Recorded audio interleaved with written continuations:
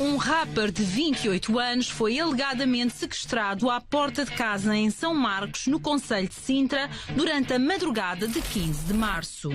Segundo consta, a vítima, David Mota, conhecido no meio artístico por Mota Júnior, estaria em casa quando recebeu um telefonema por volta da 1 da manhã para descer até à entrada do prédio, onde terá sido abordado por 2 indivíduos de forma violenta. Desde esse momento, o jovem nunca mais foi visto. A investigação está a cargo da Polícia Judiciária de Lisboa.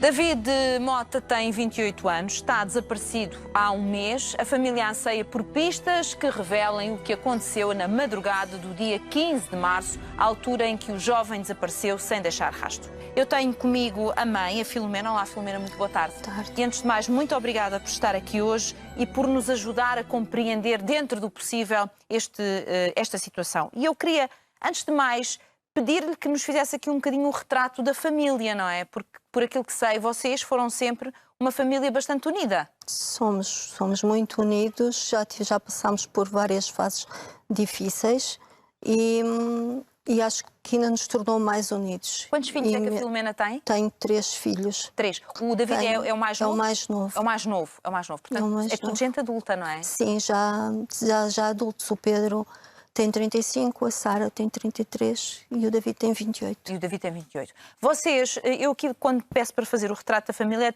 é até para podermos perceber que vocês movimentaram sempre em bloco enquanto família. Porque houve ali uma altura das vossas vidas em que o seu marido foi para a Inglaterra à procura de uma vida melhor. E estava com uma vida melhor e tinha um bom emprego e estava a ganhar bem. Vocês estavam cá ou vocês foram também? E nós estávamos cá.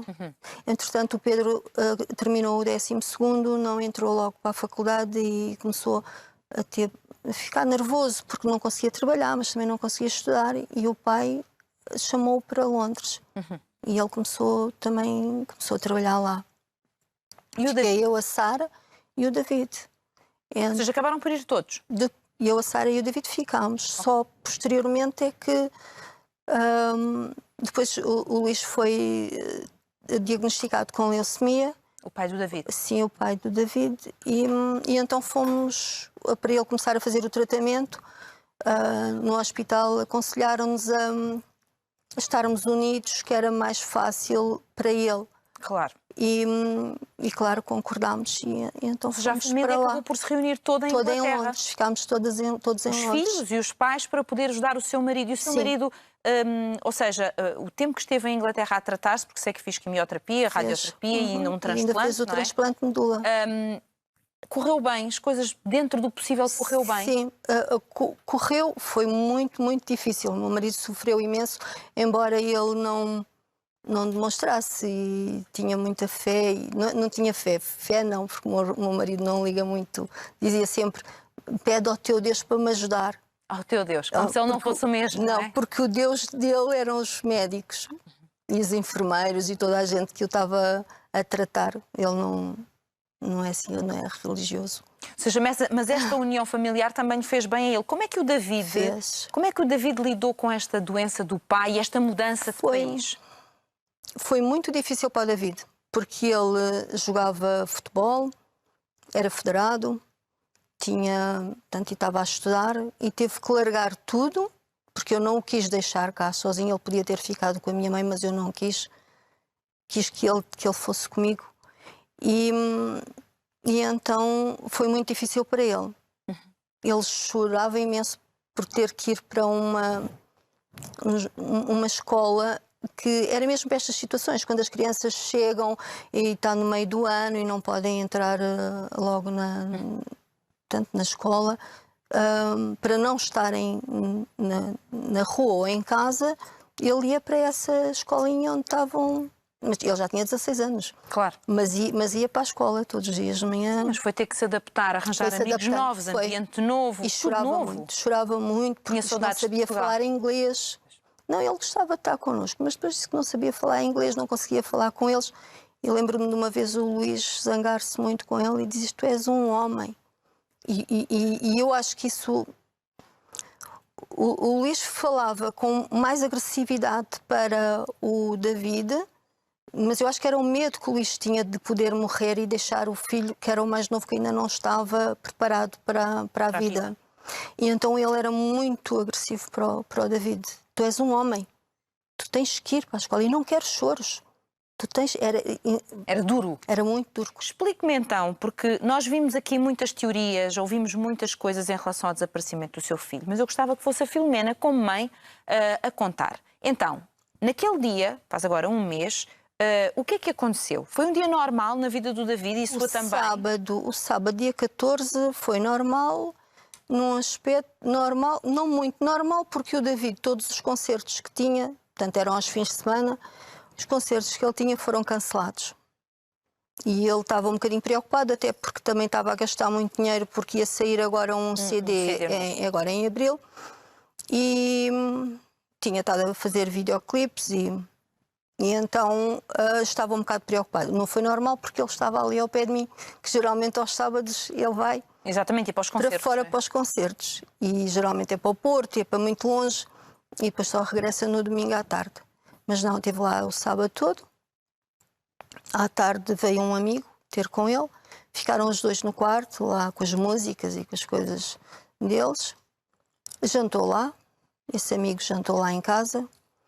E eu, às 9h30, que não costumo deitar-me cedo, eu fui bater à porta do quarto do David e disse: olha, a mãe vai-se deitar.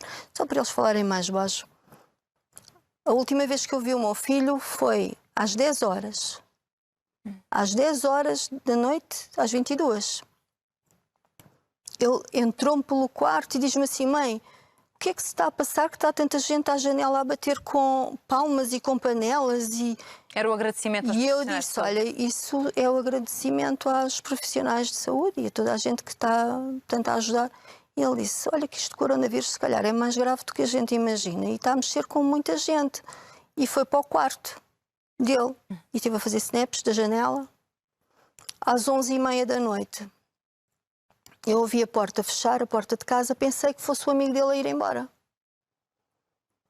e adormeci. Às 2 da manhã acordei com o telefonema da minha vizinha a dizer-me a perguntar-me: Ana, está tudo bem? Eu disse: olha, estava a dormir. E ela disse: e o David? Eu disse: o David está no quarto.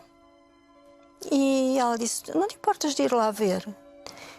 E eu fui ao quarto e não estava. E ela disse: olha, respira fundo, vai andando para a porta que eu vou ter contigo. Fui para a porta da rua e ela disse-me: olha, é que encontramos, a Luana estava para ir embora e encontramos coisas aqui embaixo. Coisas do seu filho? Mas coisas pessoais? Coisas pessoais, o chapéu. E portanto, os vizinhos reconheceram, não é? Conheciam as coisas do David. O chapéu e uns chinelos da Nike que ele usava sempre. E então eu desci, foi quando vi, ao pé do elevador, tudo cheio de pingas de sangue. Mas eram pingas, dava a sensação que eram murros, que era o sangue do nariz. Eram assim muitas pingas ali à volta. O que é que fez? Chamou a polícia? Fui logo a correr para fora. A minha vizinha também já tinha estado com o marido à procura dele lá fora. E chamámos a PSP. Ligámos para o posto lá da PSP. Eles foram à casa, disseram que não podiam fazer nada porque não sabiam se aquele sangue sequer se era do David. Ou se era de outro, que se o David tinha batido noutro e tinha ido embora. Mas por isso é preciso recolher. Não podíamos saber. Então que não podiam fazer nada e que iam embora. Eu disse: olha, mas não se importam pelo menos de dar uma volta ao bairro a ver se encontram alguma coisa.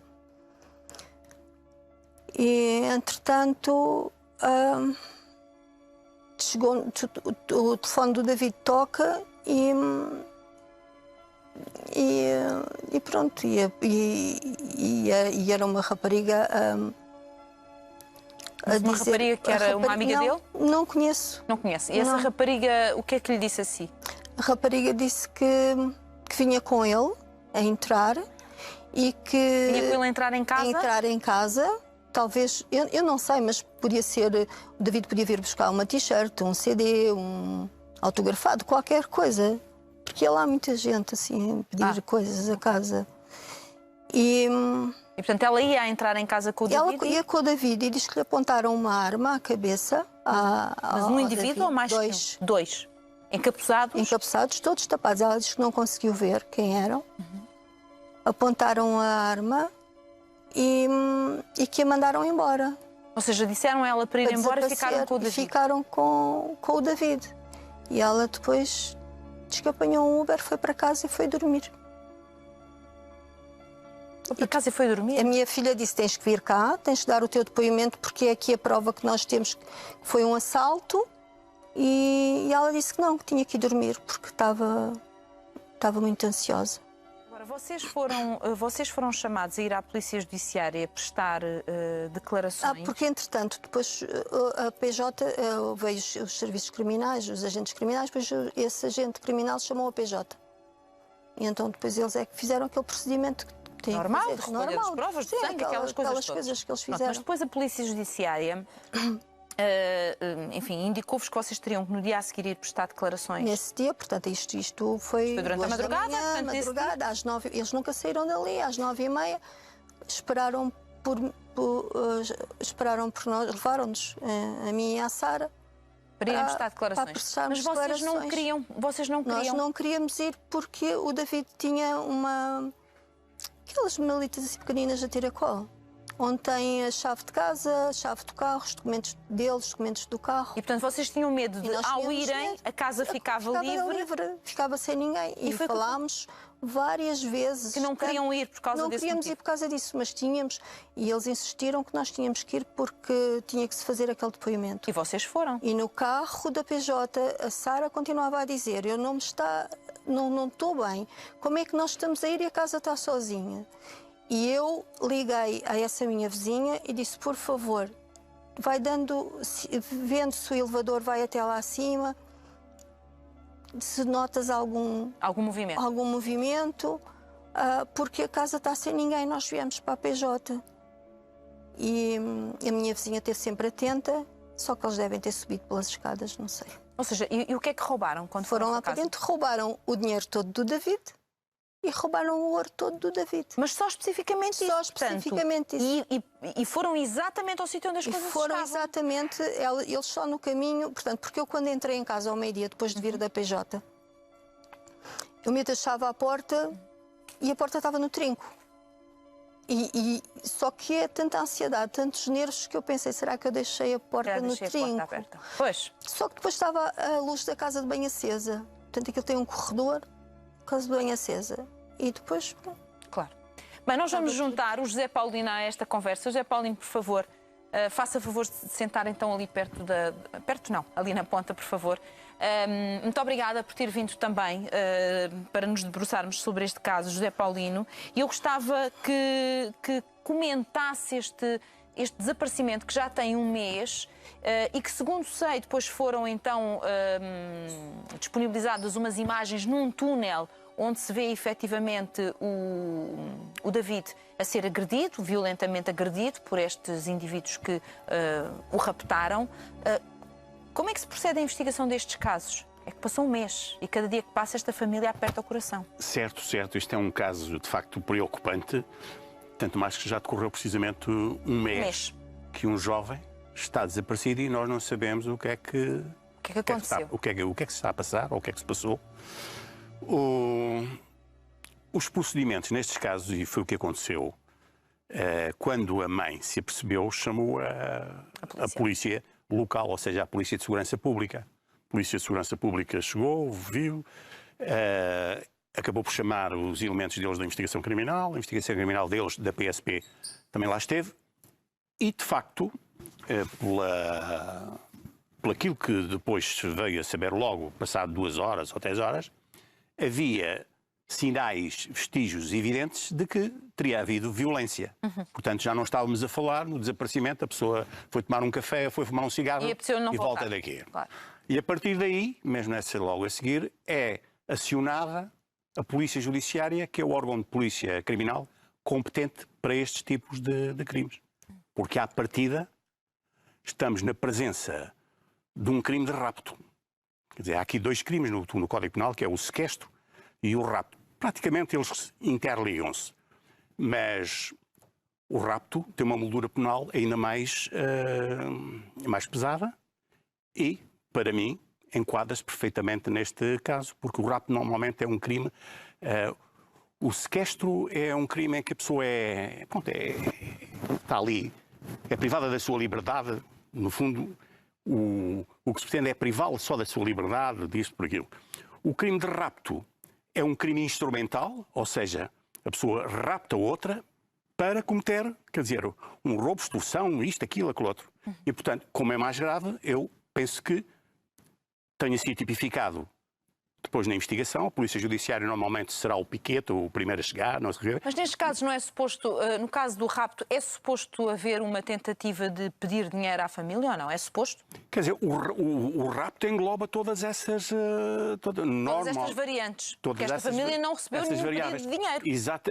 Pronto. Não, mas aqui, ao que tudo indica, e tendo havido depois um furto porque não estava ninguém em casa, não é?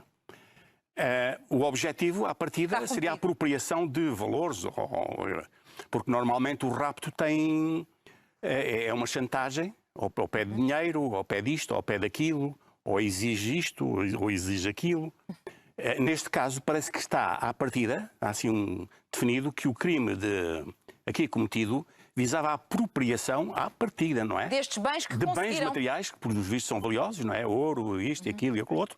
E não sabemos o que é. Já teve muito tempo para pensar nisto. Aliás, tenho a certeza que, como boa mãe que é, o seu pensamento está à volta desta situação, não só, também uma perda recente que teve da sua mãe. Enfim, têm sido muitas coisas dolorosas ao mesmo tempo. Mas no seu coração de mãe, o que é que acha que está a acontecer? Eu vejo isto como duas hipóteses e agarrei-me sempre à hipótese melhor para aguentar isto, que era, eles realmente aleijaram, o David fez-lhes frente, não quis, por não querer subir, saiu porta fora e eles apanharam depois naquele túnel ao pé que dá para o parque e provavelmente com aquilo descontrolou-se um bocado com eles. Eles deviam vir só para roubar, mas aquilo pode-se ter descontrolado pelo motivo dele os confrontar e as coisas correrem mesmo mal para o David e terem abandonado o David em algum lado. Por outro lado, que é o que me move e que eu oro todos os dias, dia e noite, passo os dias no quarto do David a fazer orações para ele aparecer são e salvo. Talvez ele consiga dar a volta aos bandidos e que eles o tenham em algum lado e que ele consiga, só que se está preso porque eles não podem fugir ou sabem que podem ser eventualmente apanhados se o libertarem. Porque o David tem uma forma de falar cativante. Eu às vezes dizia, David, eu gostava tanto de ter conhecido quando tinha 14 anos, porque tu tens uma maneira de falar e vês a vida e o mundo de uma forma que eu nem com esta idade conseguia ver. Ele tinha muita vontade de viver. Ele dizia-me assim, mãe, nós só temos uma vida. Tu tens que fazer as coisas que tu mais gostas, porque é a única hipótese que tu tens. Não te vão dar outra vida. Por isso, mãe, se eu tenho 200 euros e quero ir a determinado sítio que são 200 euros, eu vou gastar esses 200 euros, que amanhã eu vou conseguir ter mais dinheiro. Mas eu vou fazer porque é aquilo que eu quero. Ou seja, um filho também com uma grande capacidade de ensinar a mãe. Eu deixo aqui um apelo aos nossos espectadores, quem está a ouvir este testemunho da Filomena, que muito corajosamente veio até aqui. Se tiver alguma pista, seja ela qual for, por favor, entre em contacto com as autoridades ou entre em contacto aqui connosco, que nós vamos passar esta informação para as autoridades e vamos esperar, Filomena, permanecemos consigo. Eu quero acreditar que um destes dias vamos poder contar o outro capítulo desta história. Poderemos contar o que é que aconteceu e poder dizer que o David está bem. Queira Deus, vou juntar a minha vontade à sua também. Obrigada, muita coragem, muita força. Muito obrigada também por mais uma vez nos fazer uma visita esta